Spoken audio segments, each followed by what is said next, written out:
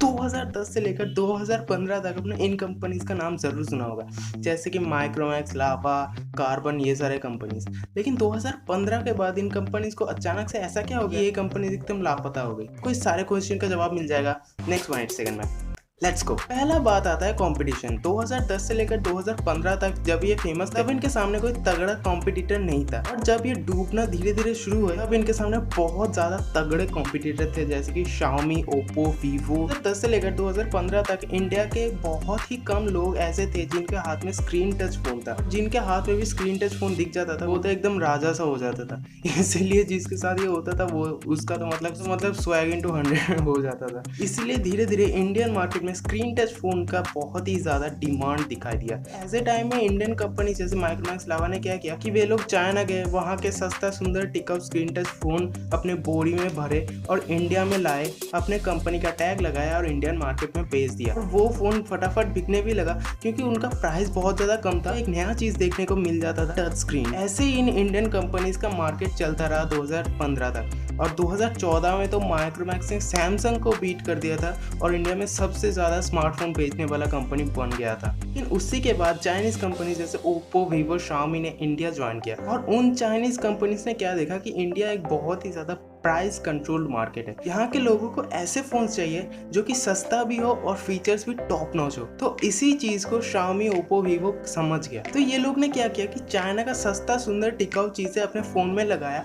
और Indian market में लाके छोड़ दिया। तब लोगों ने क्या देखा कि माइक्रोमैक्स, लावा, कार्बन जैसे कंपनीज अगर हमें सेम प्राइस में कम फीचर्स दे रहे हैं और ये कंपनीज हमें कम प्राइस में ज्यादा फीचर्स दे रहे हैं, तो हम जरूर इन्हीं का मोबाइल खरीदेंगे ना, कि पैसा तो कोई वेस्ट करने नहीं वाला इंडिया में। और तभी शुरू हुआ इंडियन कंपनीज का मेन प्रॉब्लम। इंडियन कंपनीज क्या करते थे, प्रॉफिट को ये कंपनीज बहुत ज्यादा प्रायोरिटी देते थे। चाइना में ये अगर एक मोबाइल खरीदते थे 2000 रुपए का, यहाँ पर लाके उसको बेच देते थे 8000 10,000 के बीच में। तो इसी से उन्होंने प्रॉफिट को बहुत ज्यादा प्रायोरिटी दिया और मार्केट को समझने का कोशिश इन्होंने कभी भी नहीं किया। उसके बाद चाइनीज कंपनीज जब इंडिया में सक्सेस पाना शुरू कर रहे थे, तो तब उन्होंने टाइम के साथ साथ अपने मोबाइल्स को भी चेंज किया। उन्होंने समझा कि लोग अब क्या मांगते हैं, क्योंकि स्क्रीन टच फोन तो अब सबके पास था। स्क्रीन टच फोन में भी इनको अब और ज्यादा चीजें चाहिए था। जैसे कि आज के दिन में चाइनीज फोन में आपको बहुत सारे फीचर्स देखने को मिल जाते हैं, जैसे कि popup camera, 64 megapixel camera, 48 megapixel camera, यहाँ तक कि 108 मेगापिक्सल का कैमरा भी आजकल आने लगा है चाइनीज मोबाइल्स में। उसके बाद AMOLED screen, processor Chinese mobile में बहुत ही ज्यादा तगड़ा मिलता है इंडियन कंपनीज के कंपैरिजन में। तो इन्होंने टाइम के साथ साथ अपने आप को चेंज भी करते रहे,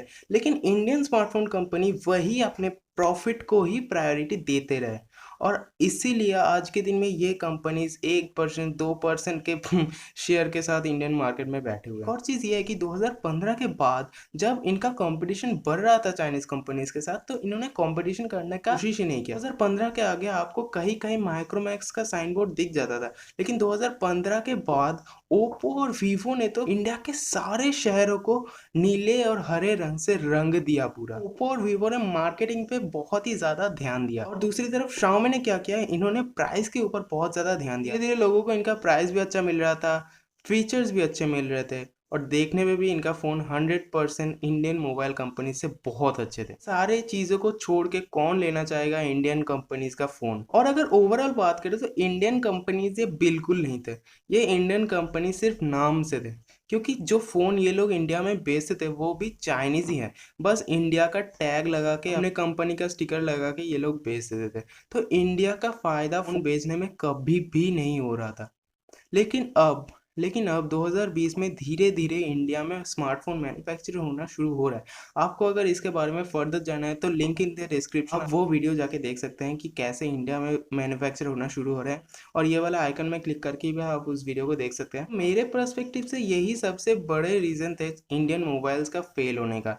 आपके पर्सपेक्टिव में क्या था वो कमेंट सेक्शन में आप बता सकते हो। इस वीडियो को लाइक करना मत भूलना, शेयर करना मत भूलना उन दोस्तों के साथ। उनके मन में भी एक क्वेश्चन है कि क्यों इंडियन स्मार्टफोन कंपनीज फेल हो गए। सब्सक्राइब करना मत भूलिएगा हमारे चैनल को।